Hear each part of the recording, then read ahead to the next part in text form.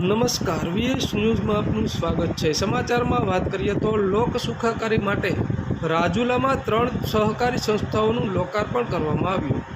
શ્રી રાજુલા તાલુકા કૃષિ સેવા સહકારી મંડળી, Shri alpha credit cooperative society, Indian red cross society જેવી વિવિધ 3 સહકારી સંસ્થાઓને સહકાર શિરોમણી ઇફકોના ચેરમેન દિલીપભાઈ સંઘાણીના હસ્તે અમરેલી જિલ્લાના રાજુલા માર્કેટિંગ યાર્ડમાં લોક કલ્યાણ માટે 3 નવી સહકારી સંસ્થાઓનો પ્રારંભ કરવામાં આવ્યો।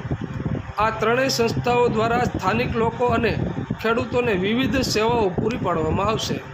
રાજુલા માર્કેટિંગ યાર્ડ ખાતે યોજવામાં આવેલ 3 સહકારી સંસ્થાઓનું લોકાર્પણ કાર્યક્રમનું અધ્યક્ષસ્થાન ઇફકોના ચેરમેન અને સહકાર શિરોમણી દિલીપભાઈ સંઘાણીએ શોભાવ્યું હતું।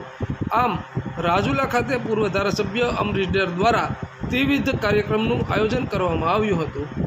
લોક હૃદયમાં અનેરું સ્થાન ધરાવતા લોકો માટે કંઈક કરી છૂટવાની ભાવના અને અંતરનો ઉમળકો ધરાવતા તરવૈયા, ઉત્સાહી અને સર્વ સમાજને સાથે લઈને ચાલનારા યુવા નેતા અમરીશ ડેરે પોતાના પ્રસંગોચિત પ્રવચનમાં જણાવ્યું હતું કે આઝાદી પછી દરેક રાજકીય પક્ષના લોકોએ સહકારી પ્રવૃત્તિને વેગવંતી બનાવવાના પ્રયાસો કર્યા હતા। તેમણે વધુમાં ઉમેર્યું હતું કે સરકારની નવી નીતિઓ અને નિયમો છેવાડાના માનવી સુધી પહોંચે તે માટે તેઓના દ્વારા આ રાજુલા ખાતે પહેલ કરવામાં આવી છે। આ કાર્યક્રમમાં અનેક સહકારી આગેવાનો અને સ્થાનિક લોકો મોટી સંખ્યામાં ઉપસ્થિત રહ્યા હતા। તો આવા અવનવા સમાચારો જોવા માટે જોતા રહો વીએસ ન્યૂઝ।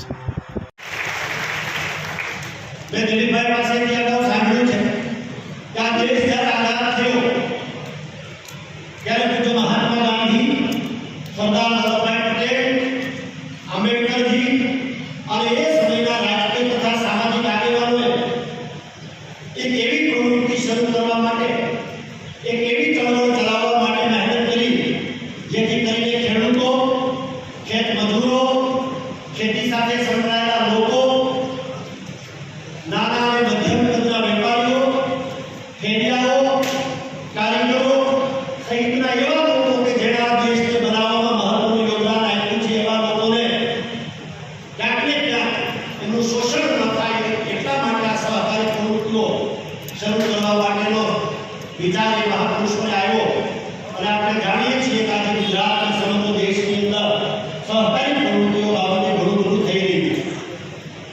દેશના પ્રધાનમંત્રીશ્રીની આગેવાનીમાં દેશના સહકારિતા મંત્રી આદરણીય અમિતભાઈ શાહે, હું એવું માનું છું કે પ્રથમ વખત તાલુકા લેવલે સહકારી મંડળીઓ અસ્તિત્વમાં આવે, ધીરુભાઈ એના માટેની મહેનત કરી અને કદાચ એટલા માટે જે રીતે ગ્રામ્યની કૃષિ સેવા સહકારી મંડળીઓ છે તે રીતે આ વખતે તાલુકા કક્ષાએ કૃષિ સેવા સહકારી મંડળીઓ થાય અને એમાં જે તે તાલુકાની અંદર સમાવેશ બધા જ ગામોના જે ખેડૂતો છે એને ધીમે ધીમે સાથે લઈને જઈ શકીએ એટલા માટે આ પ્રવૃત્તિ શરૂ કરાવી। ત્યારે હું માનું છું કે અમરેલી જિલ્લાની અંદર સૌથી પહેલા અમરેલી તાલુકો અને પછી મારી ભૂલમાં થતી હોય તો રાજુલા તાલુકાની અંદર આ કૃષિ સેવા સહકારી મંડળી નોંધાણી છે એનો શુભારંભ આપણે કરવા માટે આપણે જઈ રહ્યા છીએ।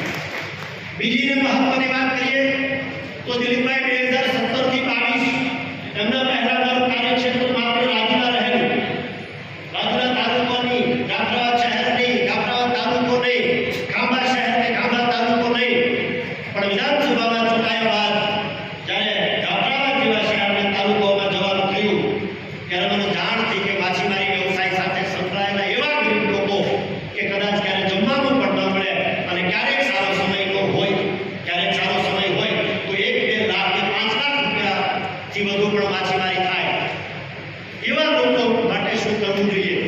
દિલીપભાઈને જાણીને આશ્ચર્ય થયું કે એ ગરીબ લોકો પાસેથી છેતરપિંડી કરીને નાની નાની એવી સંસ્થાઓ 7 થી 10 કરોડ રૂપિયા ભાવનાને લઈ ગઈ કે આ દિન સુધી લઈ ગયા પછી પાછી આપવાનું સમજતા નથી।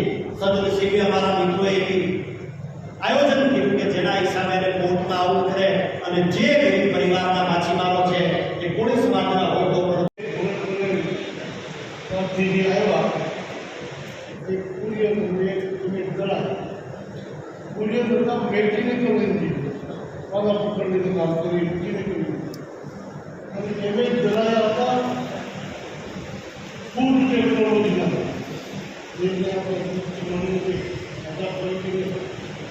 વિદ્યાર્થીઓ એના એ રીતે આ બંનેને ત્યાં આનંદમાં બધા છે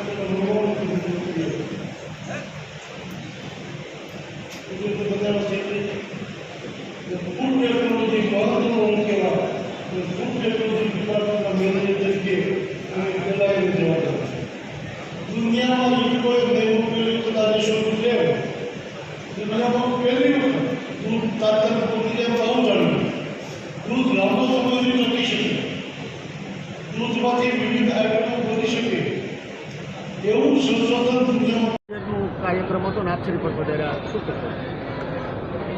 દેશમાં 7 દાયકા પછી પહેલી વખત માનનીય પ્રધાનમંત્રી નરેન્દ્ર મોદીના નેતૃત્વમાં અલગ સહકાર મંત્રાલય બનાવવામાં આવ્યું.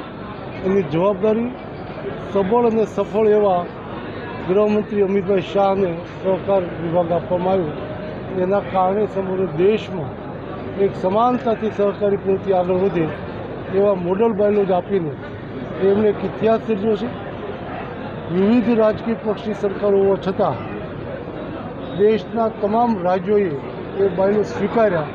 એ જ સહકારી પ્રવૃત્તિમાં મોદી સાહેબની તરફની લાગણી કહો કે વિશ્વાસ કહો કે વિકાસનું એકતાનું એકમાત્ર સાધન સહકારિતા છે.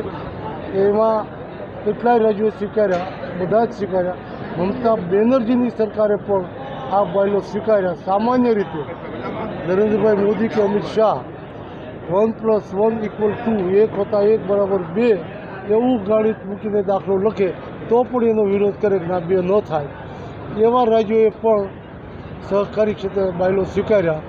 એ જ સહકારી પ્રવૃત્તિનો વિશ્વાસ આગળ વધારવા માટેનું અને મોદીજીનું અલગ મંત્રાલય બનાવવું એ સફળતા છે.